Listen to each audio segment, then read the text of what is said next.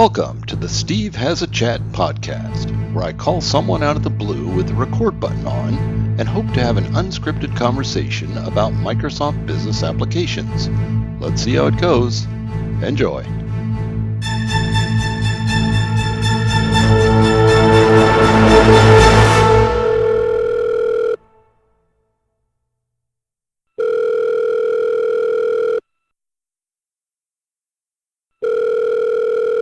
Mona Baset. Hey Mona, Steve Mordew, how's it going? Hey Steve, how are you? Not too bad. Happy Monday. Same to you, same to you. So I do these podcasts. I don't know if you've heard any of these where I get some Microsoft folks on and just talk about the products and stuff like that. And I thought I might want to do one with a customer who's using some of those products. Are you down for something like that? Oh, yeah, sure. That'd be great. I'm going to do one. I already hit the record button. Would you do one right now? Wait, like right now? Like right now. Oh, sure, Steve. It's a good thing I like you. I'll do one for you. Cool. All right, let's talk about Atrium. You guys are a regional hospital organization. Tell me a little bit about the company you work with there. Sure. So Atrium Health is a large healthcare system. We have about 40 hospitals. We have 900 locations, primarily in North and South Carolina and Georgia.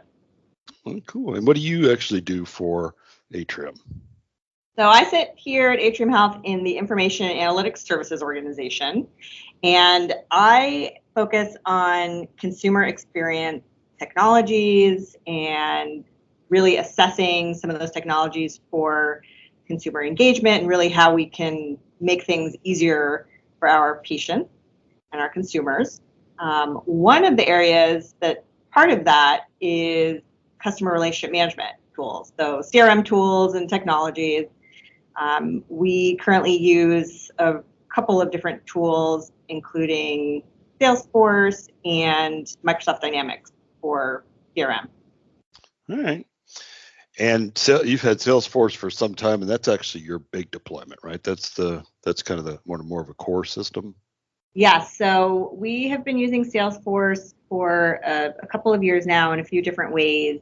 Our most recent deployment really focuses on some marketing-specific use cases, marketing automation, as well as use by our contact centers. So as they try to engage with patients, they're using some of those tools. And then we also have a use case for our physician liaisons. So as they connect with different providers and talk about some of the services that we offer. So a few pretty complex use cases that we have in place today with Salesforce. And you said you got Dynamics also. And what was the purpose of having another CRM if you already had Salesforce? What was the thinking there? Yeah, so Dynamics was really part of our enterprise agreement with Microsoft. So we have many different capabilities and tools as part of that agreement. And we had been sort of fiddling with Dynamics for a few different internal use cases where we thought it could really deliver on some things that were pretty focused on tracking and managing contacts primarily. So we fiddled around a little bit with that. It didn't really go so far at the time. But why would you not just do that with Salesforce? What was the thinking about having something else do something? Well, as we looked at both pieces, we found Salesforce to really be great for some of the more complex use cases. And, with Salesforce, there's definitely a pretty big implementation effort required for that. So we sort of reserved those resources, budget to implement some of those complex things. But as we looked at Dynamics, we thought perhaps, and we actually, got some help from you. Yeah. We thought perhaps that we'd be able to have these separate use cases that were a little less complicated and be able to deliver something really, really quickly. So these would be like use cases that weren't necessarily related to the big use cases. They were just kind of these random use cases that would occur that had a need. Yes, absolutely. And we really thought about, how could we deliver certain capabilities quickly within a relatively small budget without a lot of resources. So one of the most recent, if you want me to share one of the use cases, might make a little bit more sense. Sure. One of my partners internally reached out to me from one of our other departments, and they came to me with this challenge. So they really wanted a better way to manage this huge set of external stakeholders. So this was, organizations, individuals, sometimes both.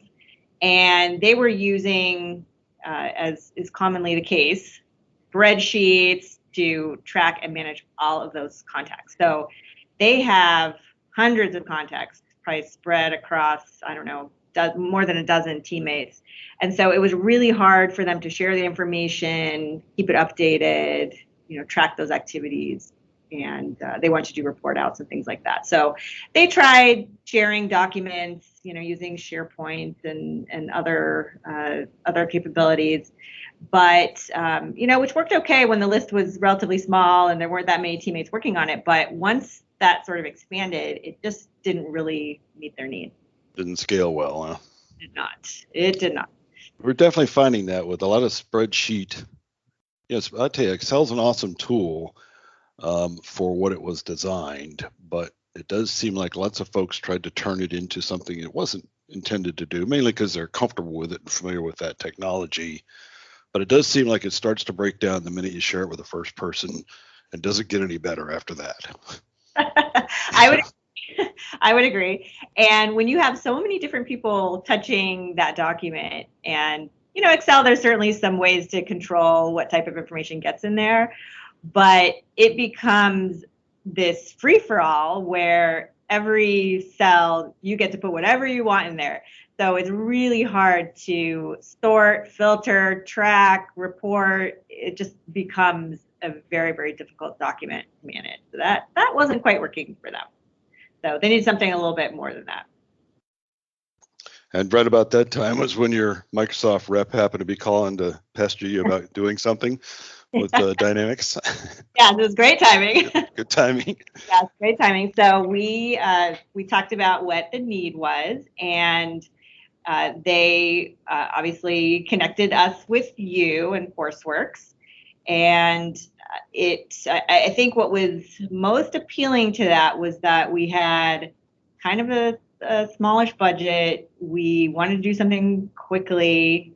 The teams really, really needed something up and running. And, again, it was a very focused use case. So I think, and I think the other thing was that we just didn't have the expertise in-house to build out what was needed. So Dynamics is, you don't just pull it up and it's all ready to go. There are certainly things that have to be configured, and we just didn't have the resources or expertise to do that at this time.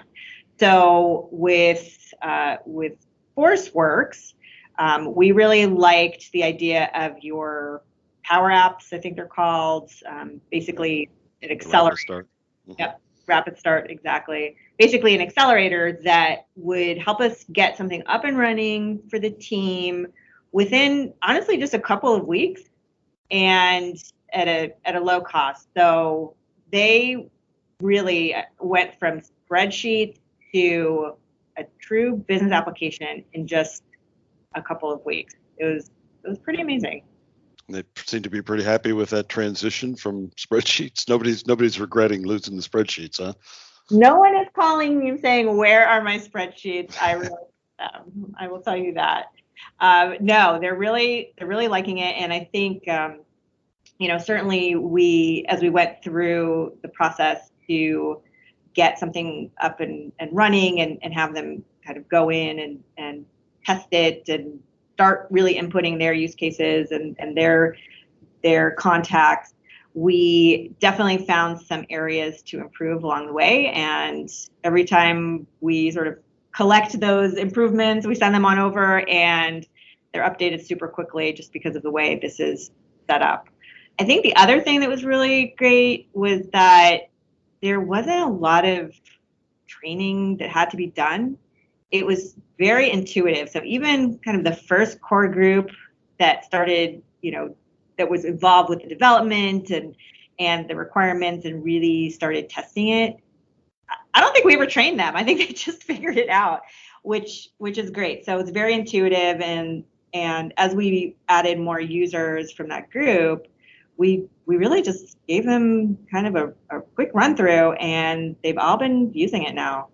So yeah, I think some of that is just so the audience is aware. You have Dynamics 365 licenses, but you're not actually using the first-party applications. You're using a Power App that was built instead under that license. So as a Power App, you started with a rapid start, but then we kind of tweaked that to meet your needs. But one of the reasons I think it was probably quick for them to learn and easy to learn is it didn't include anything you didn't need. It was built very specific, purpose-built just for that department without any extraneous components that aren't part of that department's needs. So I think that's one of the nice things. So one of the things I like about PowerApps is being able to just make an application for that group that is exactly what it is that they're looking for, no more, no less. And then it makes it very easy for them to get up to speed quickly. Yeah, dropping them into the enterprise sales app, for example, they would have all just been lost.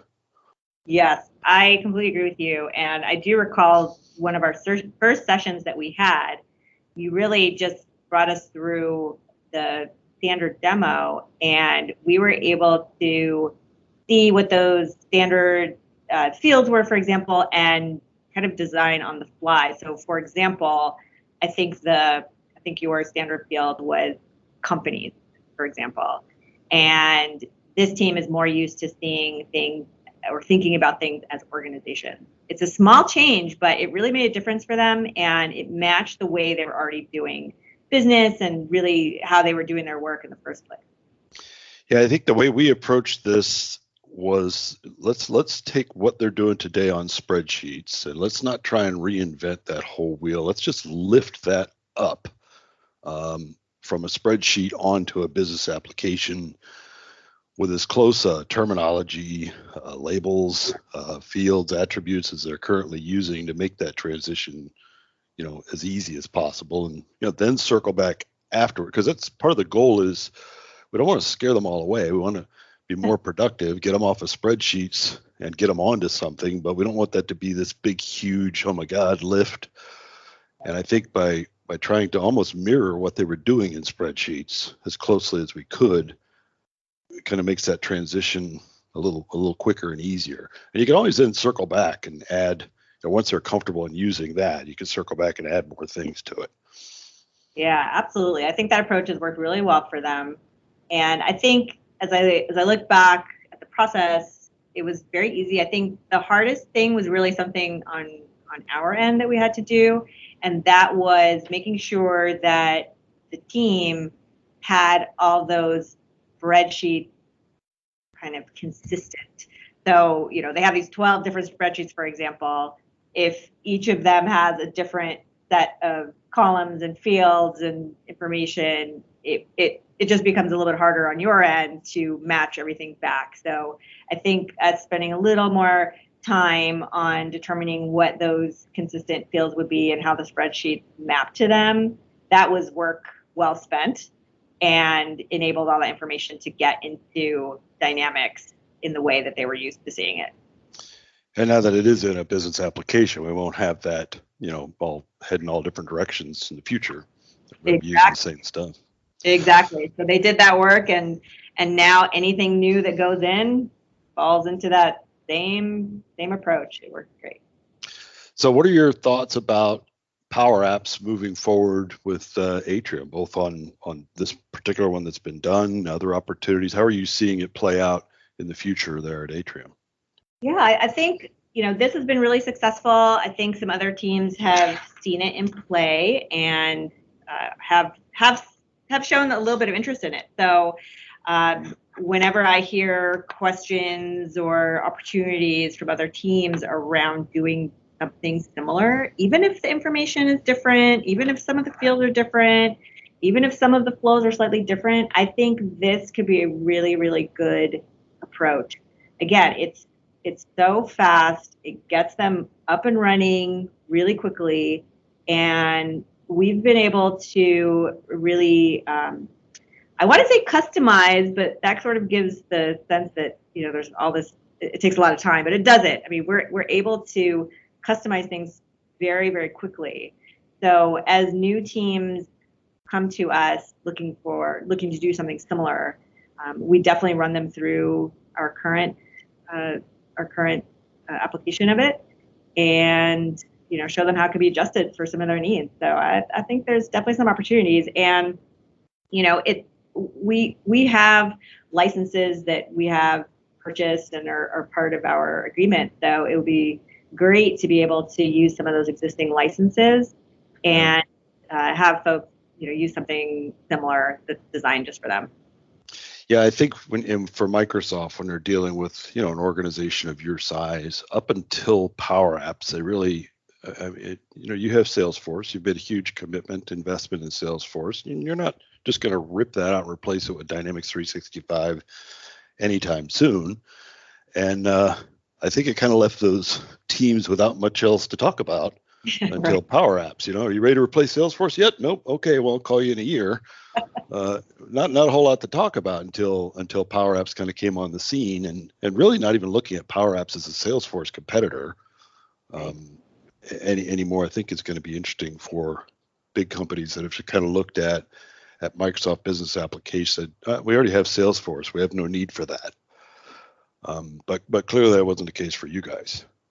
Yeah, I think it's something that we had readily available, and we were just not taking advantage of what we had, which I'm sure you probably see a lot with your clients. They have licenses or capabilities as part of a larger agreement, and perhaps it may not have gotten on the roadmap to get the expertise or develop some of those areas.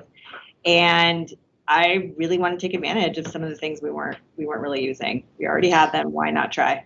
Yeah, you're paying for them, right? They're just sitting there idle. Exactly. And you get people squawking over here about a requirement and wanting some help from your team, and Yeah, so it seemed like an easy way to do it, and so far so good. Very cool. So what advice would you give to, let's think of a couple of folks. Let's think about what advice would you give to folks in your position, either in healthcare or any other large organizations that are looking at this? I would say it's important to, as you're getting your questions and opportunities brought to you by your partners, think about what the need is first, and then really understand what tool could help them meet that. So going the opposite direction, I think you may miss opportunities. Saying, okay, we need a use case for Salesforce, or we need a use case for Dynamics. Allow the need to help define that. And I also think just really be open to looking at all the different tools that you have and which may fit for your particular need or use case. Not everything has to fit in one capability or one tool. And then the third thing is, also really think about how you want to bring your data over. The mapping is definitely something you want to think about early on. And I think that exercise is useful regardless of which tool you end up using. So what advice might you give to Microsoft as a customer of theirs, and how they're positioning or approaching or communicating these kind of things to you or folks like you? Oh, that's a good question. What advice would I give to Microsoft? I get a lot of advice from them. Yeah, right.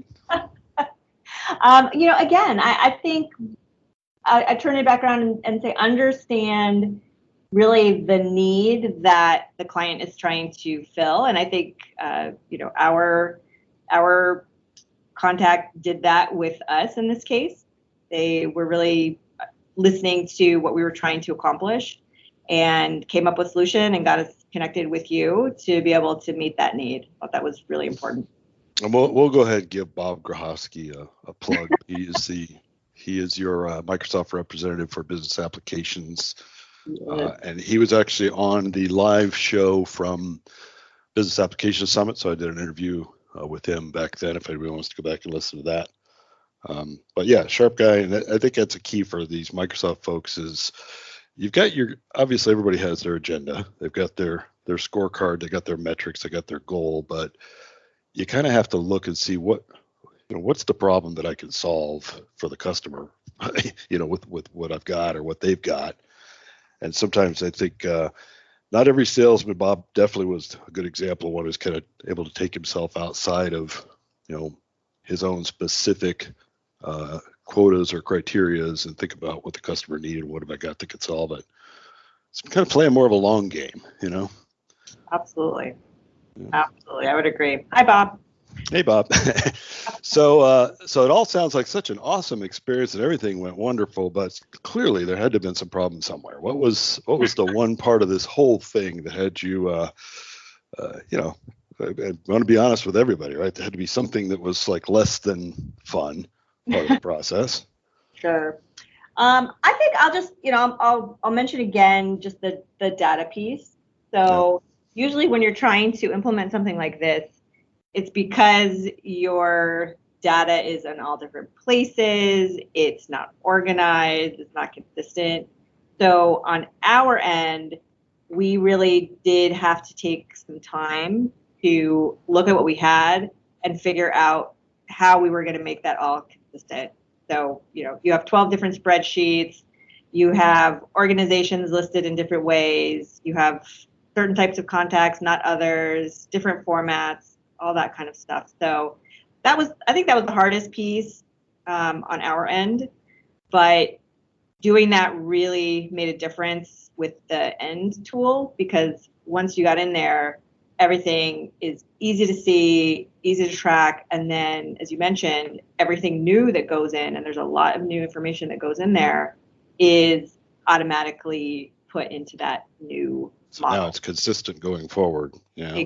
Exactly. So not a push button experience to move from spreadsheets to a Power App. Definitely some effort required. It wasn't all something you could just farm out to a partner and say, here, do all this. There was some effort you had to put in to get there around that data stuff, because that's the kind of stuff that, and you and I had these conversations, that as a partner, we don't know what your data means. Right. And we're going to learn it as we go, but and then it's just a matter of what kind of falls on the customer side, what kind of falls on the partner side to pick up, to get these things done quickly. Absolutely. We wanted to spare you. Yes. Well, we appreciate that. There was definitely some data in there that we had to translate for sure. So what are you guys thinking about other parts of Power Apps, like maybe Power BI? Is that something you guys are planning to explore in the future? Microsoft Flow, or more Power Apps? I haven't thought about it yet, but I'm writing those things down, Steve. Maybe I need those things. I don't know. Well, we can certainly have another call without everybody listening and talk about what those things can do. Yeah, absolutely. I think looking at, so now that this tool has been in place for a little bit with the teams, they're using it. They're putting their new information in there. They're starting to do their reports. I think potentially they will want to see some more complex types of reporting out to their executives and some of the stakeholders. So I think looking at some of the more complex reporting tools may be a next step for them, but we'll see. Yeah, see, these groups, you think they should be happy enough just getting off spreadsheets, and you get them off spreadsheets, and then they go get greedy on you, right? Well, start making more demands. You just be like, exactly. You're lucky to get off spreadsheets. Well, that's a great problem to have, because that means they love it and they understand it and they're ready for the next thing. Yeah, exactly. Well, Mona, I appreciate you, taking this call kind of unexpectedly and being a good sport and talking to us a little bit about your experience with Power Apps. Sure. And, I will be talking to you again soon. Sounds good. Thanks, Steve. Take Bye-bye. care. Bye. Oh, wait, I just thought of one more question. Hello? Hello?